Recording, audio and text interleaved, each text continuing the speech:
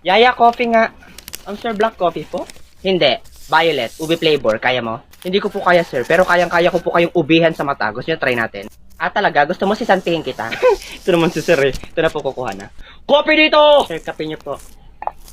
Anong lasa niyan? Siyempre, lasang kape. Alam nga naman lasang milk tea. Alam kong lasang kape yan. Ang tinatanong ko, masarap ba yan? Bobo! Talaga, bobo. Sino sa atin ang hindi nakapagtapos ng pag-aaral? At sino sa atin ang hindi man lang nakatungtong ng high school? Di ba ikaw? O ay sino ba sa atin ang amo? Di ba ako? Sino ang katulong? Di ba ikaw? O para saan pa yung pag-aaral mo? Sus! Kaya lang naman naging mayaman dahil mayaman yung pamilya. Bobo naman. Tapos kurakot pa sa kumpanya, tapos kuripot. Yaya, naririnig kita. Buti naman. Lumayas ka sa harapan ko, baka mapatay kita. Okay. Ba't nandito ka pa? Sabi niyo po lumayas sa harapan. Nandito na po ako sa gilid niyo. Inday, ang utak mo nawawala, pakiana!